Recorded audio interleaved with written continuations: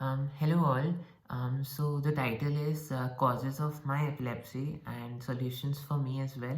And I try that this may help any of you that okay maybe three or two or even one of this is the cause of your epilepsy. Okay, so there are five, and the first one is genetic. I am someone who would never believe in genetic, but after seeing this video, Its victims die young. However, the gene is most famous because of another disease associated with it, Huntington's disease, which is caused by a mutation of this gene. Little is known about what the gene actually does in everyday life. We just know about the diseases that the mutations cause. The gene contains a single word repeated over and over, CAG, CAG, CAG, CAG, and so on. The repetition continues from 6 to over 100 times. Matt Ridley says that your destiny, your sanity, and your life hang by the thread of this repetition. Most of us have 10 to 15 repetitions. If the word is repeated 35 times or less, you'll be fine. 39 times or more, you will in midlife slowly start losing your balance, gradually become more incapable of looking after yourself, and die prematurely.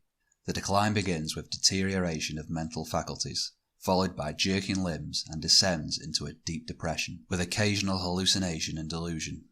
It takes 15 to 25 years to run its course, and is completely incurable. You'd have to alter the DNA of every cell in the brain. so this book is very credible as well. It's called Genome, and it's just one of the best books in biology. So, but it's very hard, so I wouldn't suggest to read it. Okay, so maybe we have more than 39. Okay, there's no test to confirm this. Okay, but still, maybe we have it. We are not insane. It's not our fault. Just first one is that okay, my genetic code after so many years, I was the one in my generation in my lifetime that it happened to be above 39. So this is one.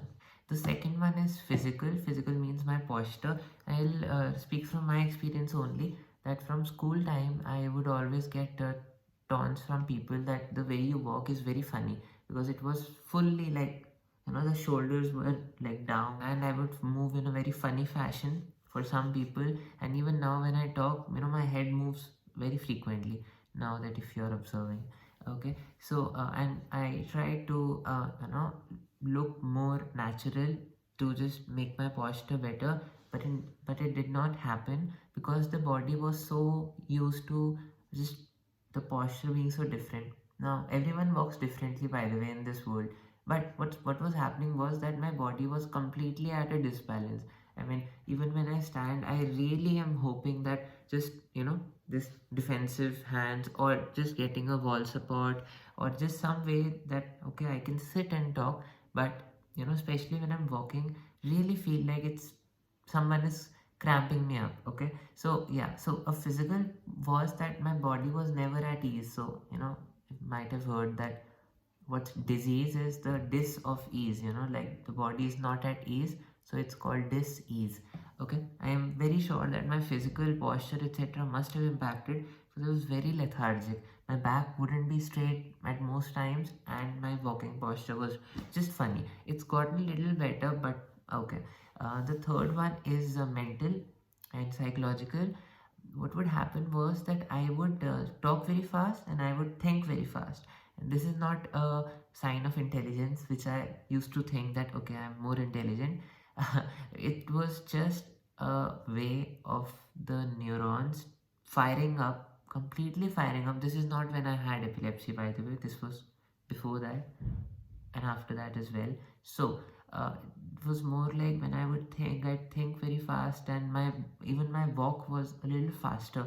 And I got a compliment, compliments that you are very insightful thinker. That wasn't true. The mental part of my body was that neurons would fire up, the body would just the brain wanted to get it out in some ways. Okay, so that was the mental way, and the solution to that is patience. That right now when I'm talking, I hope that I speak with a little bit of patience, you know so yeah. The fourth one is that I observed in myself is mouth breathing. that at night and even in the day, I always breathe through my mouth. And when you breathe through the mouth, what happens is that you're breathing in a very shallow manner.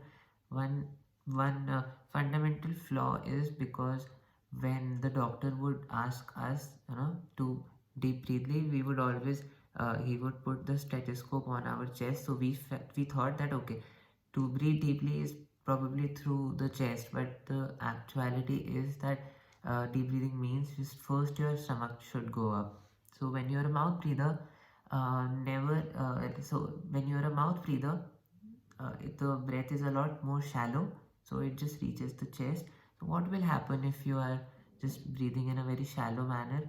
What will happen is that blood may not reach the brain or any other part completely, and through our genetic or just our habits, okay, it depends that where the blood gets stuck. I truly, this may sound rubbish, but this is true that wherever mucus or wherever blood doesn't reach, after sometimes illness uh, happens at that part. Okay, I mean, I really feel ki okay, I have epilepsy because the problem started in the brain. Probably if the neurological system was bad in sort of the legs, then arthritis or some other problem. Okay, so it's just a twist of fate, whatever, that I have this problem, someone else may have some different neurological problem that will manifest someday.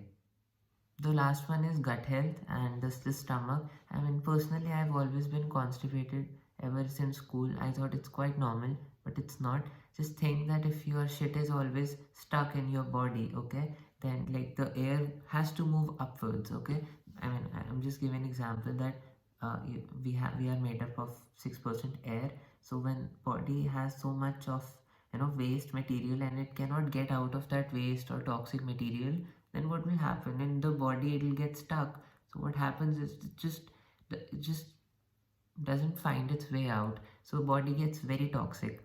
So I truly feel that this is why I have epilepsy. The five reasons: one is genetic, one is the physical, and my posture is always just bent. The third one is mental, that the brain would just fire up, the anxiety or just neurons firing up, and even I didn't stop that. So the solution was just have patience, Samar, like I'm saying for myself. Okay, the fourth one is mouth breathing, and for that, my solution is this. May look funny, but yeah, if you can see, this is just a very short mouth tip. It's not this hole, it's just a small one, and you can put it when you are sleeping.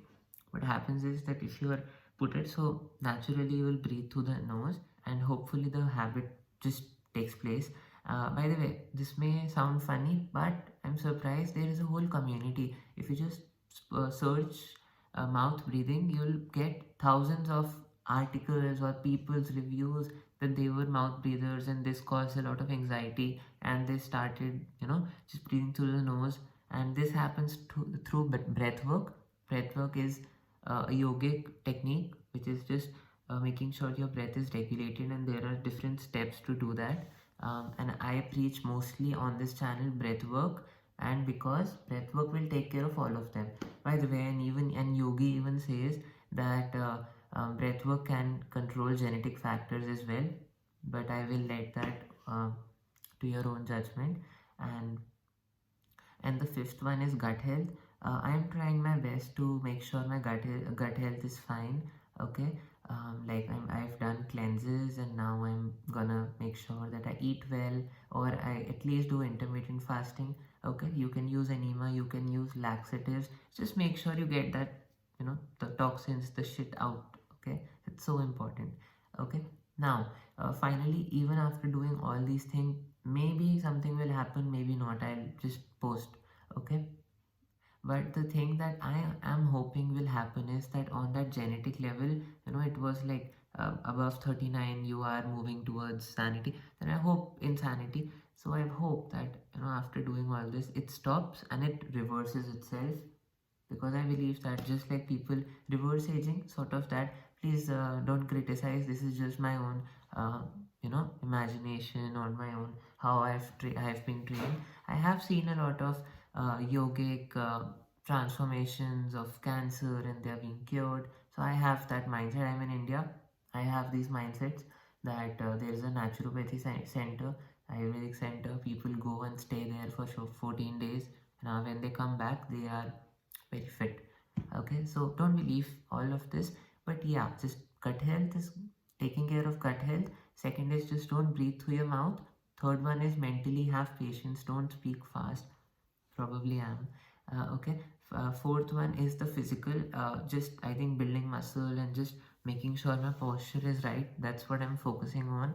And the first one is genetic. We cannot do something about it, but yeah, just sympathizing with the body that okay, the body because of generations and how I was born, maybe how my mother fed me, maybe whatever the doctors, vaccines that they gave me, whatever medicines I took, whatever food I took early in life, like adolescence, maybe that has made my body in such a way. So I just pray that okay, genes, I'll take care of the whole body and make it very, very good. The blood will be completely detoxified. So hopefully, when all these are taken care of, the genes will also move in harmony. Okay. So I hope any of this is, if any of this is your symptom, then please work on it. Okay, and I hope and wish you all the best. Thank you.